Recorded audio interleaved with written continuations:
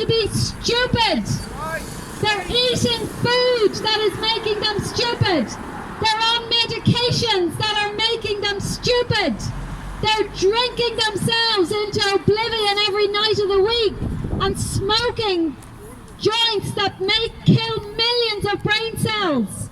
The Irish people have proven themselves to be incredibly stupid in the last few months, and that makes me sick. But while we stand here now, 20, 30, 40, 50 of us, we know that everything throughout history that collapsed totalitarianism began with only tiny, tiny numbers. That is the course of history. Our own history shows that. Our faith shows that. So we know, even though we stand alone, standing up for them who will not come out. All of these people here driving home in cars that they do not own, cars that they will never own. They don't want to let the side down. They want to keep up with the Joneses, especially in this area here. Okay, let me read this.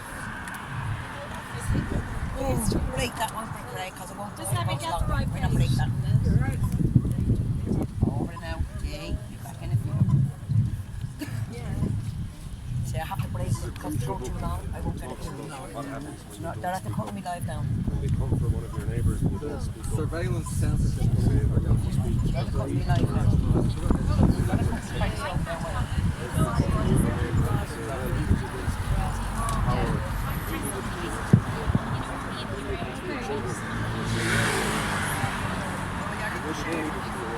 So, first, you defend your homeland against the Nazis, serving as a twice-decorated soldier on the Eastern Front in the criminally ill-prepared Soviet Red Army. Then you're arrested, humiliated, stripped of your military rank, charged under the auspices of the all-purpose Article 58 with the dissemination of anti-Soviet propaganda. Exchange the word Soviet for COVID. Where you hear Soviet, replace it with COVID.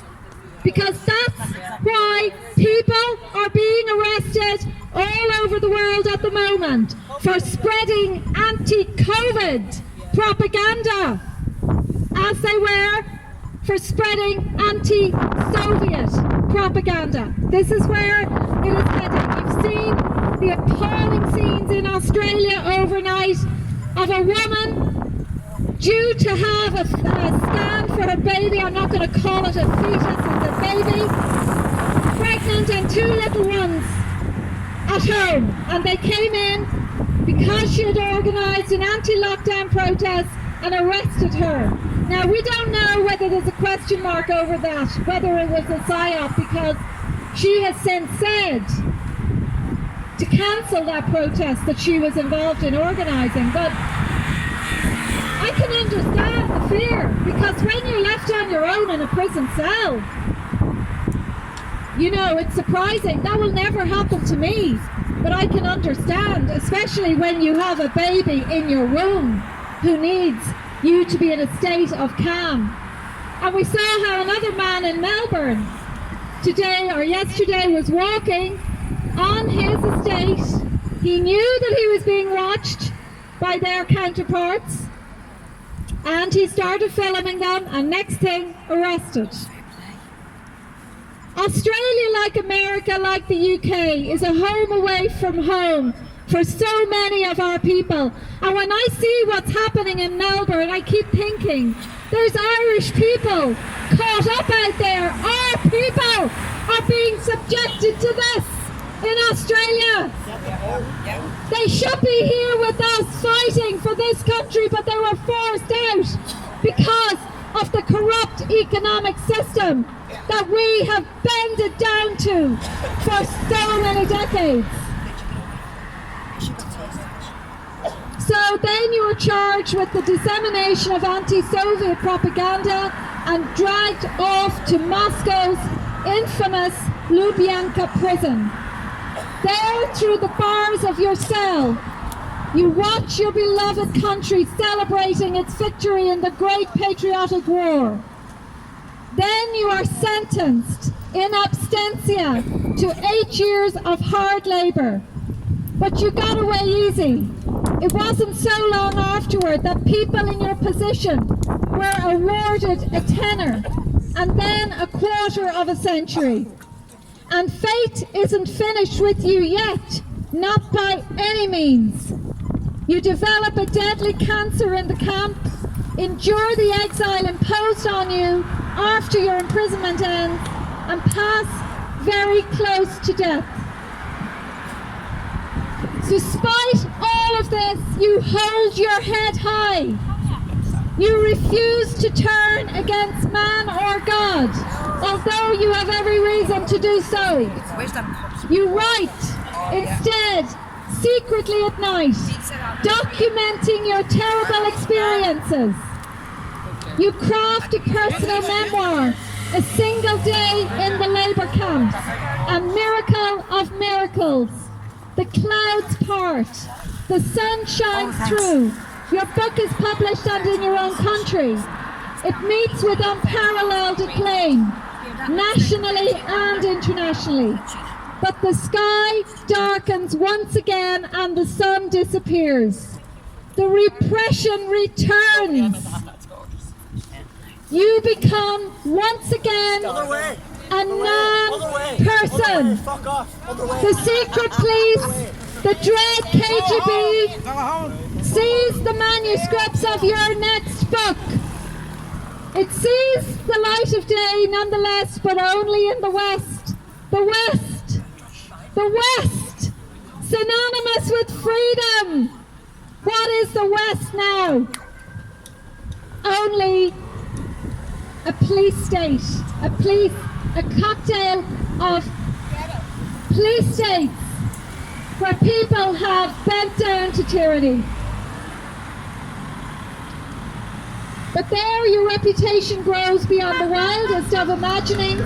The Nobel Committee itself bestows upon you its highest literary honour. The Soviet authorities, stripped of their camouflage, are enraged. They order the secret police to poison you. You pass once again near death, but you continue to write, driven, solitary, intolerably inspired. The Gulag Archipelago documents the absolute and utter corruption of the dogmas and doctrines of your state, your empire, your leaders and yourself. And then that is printed too, not in your own country, but in the West, once again, from copies dangerously hidden and smuggled across the borders. And your great book bursts with unparalleled and dreadful force into the still naive and unexpected literary and intellectual world. You are expelled from the Soviet Union, stripped of your citizenship, and forced to take residency in a society both strange to you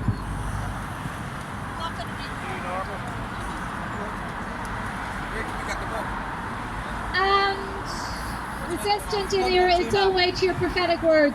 You can get it online easily. I don't think it's available anymore in Irish bookshop. I wanted to, actually, it was just the foreword.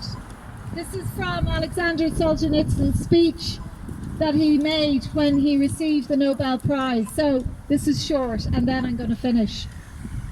Once we have taken up the word, it is therefore impossible to turn away. A writer is no detached judge of his countrymen and contemporaries. He is an accomplice to all evil committed in his country or by his people. And if the tanks of his fatherland have bloodied the pavement of a foreign capital, then rust-coloured stains have forever bespattered the writer's face. And if on some fateful night a trusting friend is strangled in his sleep, then the palms of the writer bear the bruises from that rope. And if his youthful fellow citizens nonchalantly proclaim the advantages of debauchery over humble toil, if they abandon themselves to drugs or seize hostages, then this stench too is mingled with the breath of the writer. Have we the insolence to declare that we do not answer for the evils of today's world? The simple act of an ordinary brave man is not to participate in lies. I'll read that again. Hopefully, one of the ears in the yellow vest might, the fluorescents might hear it. The simple act of an ordinary brave man is not to participate in lies, not to support false actions. His rule, let that come into the world, let it even reign supreme, only not through me, because it is within the power of writers and artists to do much more, to defeat the lie. For in the struggle with lies, art has always triumphed and shall always triumph, visibly, irrefutably, for all. Lies can prevail against much in this world, but never against art. One word of truth shall outweigh the whole world. So, that is the speech that Alexander Solzhenitsyn delivered. Now, why is it relevant to why we are here? Because journalism is the first record of history, and all of those in there. And every single journalist should be creating art, works of truth and beauty that people can look back on from this time and say, never again, never again, never again. Never again! Never again. Never again. So they have a duty in there to produce the truth. And I am not comparing myself to the caliber of this man, but as a journalist it is my duty to tell and preach the truth, and nothing is going to stop me from doing that.